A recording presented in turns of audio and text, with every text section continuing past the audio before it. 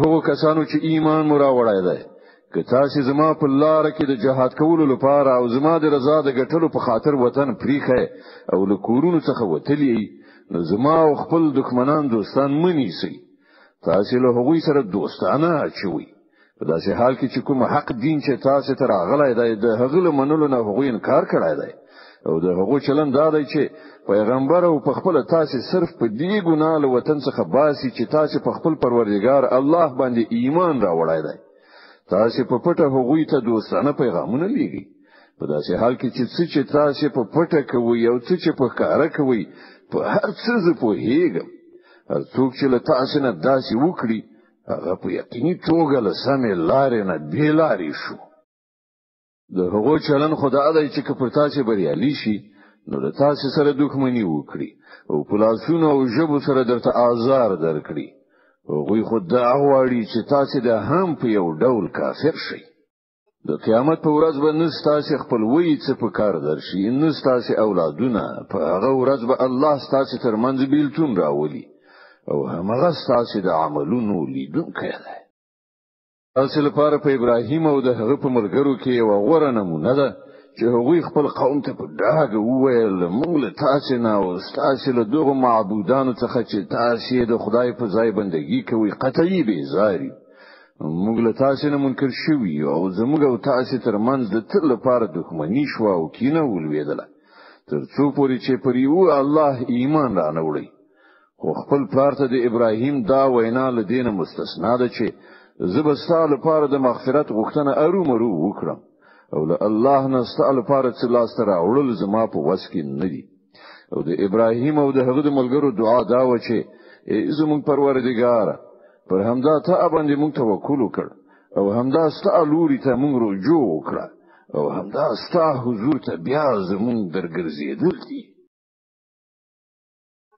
زموږ پروردګار موږ د کافرانو د آزمایښت وسیله مګرځوه او زموږ پروردګار زموږ له ګناهونو څخه راتیر شه بشکه همدا ته برلاسه د حکمت څښتنی د همدغه خلکو یعنی د ابراهیم او د هغه د یارانو په چارچلن کې ستاسو لپاره او د هر هغه چا لپاره غوړه نمونه ده چې د الله او د آخرت د ورځې هیله من وي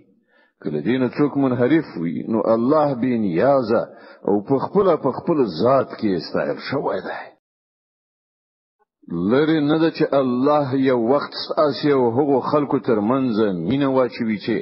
له هغو سره نن تاسو دښمنی راخیسته ده الله لوی قدرت لري او هغه بخونکی مهربان دی الله تاسو له دې خبرې نه منع کوي چې تاسو له هغو خلکو سره د نیکی او عادل چلند وکړئ چې هغوی د دین په باب له تاسو سره جنگ نه دی کړی او تاسو له خپل کورونو څخه نه یې ویستلی الله عادل کوونکی خوښوي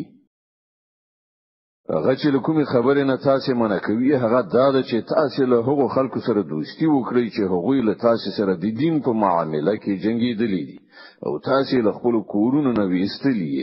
او تاسو په ویستلو کې یو د بل ملاتړ کړای دی له هغو سره چې کوم کسان دوستی وکړي هغوی ظالمان دي ای مؤمنانو کله چې مؤمنه خزه هجرت وکړي تاسو ته راشي نو د هغو د مسلمانۍ تحقیق وکړي او د هغو د ایمان په حقیقت باندې الله خپوهي یا کله چې تاسو ته معلومه شي چې هغوی مؤمنی دي نو هغوی بیرته کافرانو ته مليږي نه هغوی د کافرانو لپاره روادي او نه کافران د هغوی لپاره روادي د هغو کافرو میړونو چې کوم مہر هغو ته ورکړیو هغه هغو ته بیرته ورکړي او له هغو سره په نکاح کولو کې پر تاسو څه ګناه نشته کله چې تاسو د هغو مہر هغو ته ورکړي او تاسو په خپل هم کافر خځه په خپل نکاح کې مساتي کوم مہر چې تاسو خپل کافرو میرمنو ته ورکړیو هغه تاسو بیرته وغواړئ او کوم مہر چې کافرانو خپل میرمنو ته ورکړیو هغه دې هغه بیرته وغواړي دا د الله حکم دی هغه ستاسو ترمنځ فیصله کوي او الله په او د حکمت خاوند دی او که تاسو د کافرو میرمنو له مہرونو څخه یو څه تاسو ته له کافرانو څخه بیرته په لاس در نشي او بیا تاسو ور راشي نو د کوم خلکو میرمنې چې هلته پاتې شوي دي هغه ته هغه مرڅ ورکړي چې د هغه له ورکړو مہرونو سره برابر وي او له هغه خدای نه ویریدونکي ووسی چې پر هغه مو ایمان راوړای دی ای پیغمبره کله چې تاسو مؤمنه خځې د بیعت کولو لپاره راشي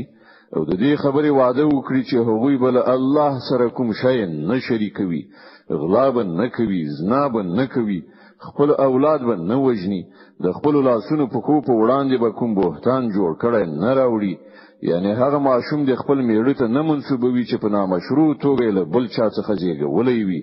او په کوم معروف کار کې بستانه فرمانی نه کوي له هغه نه بیعت واخله او د هغه په حق کې له الله نه مغفرت وغواړه یقیني ډول الله بخونکی او رحم کوونکی دی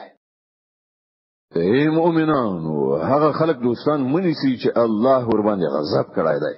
چې له آخرت نه داسې نا امید دي لکه څنګه چې په قبرونو کې پراته کافران نا امید دي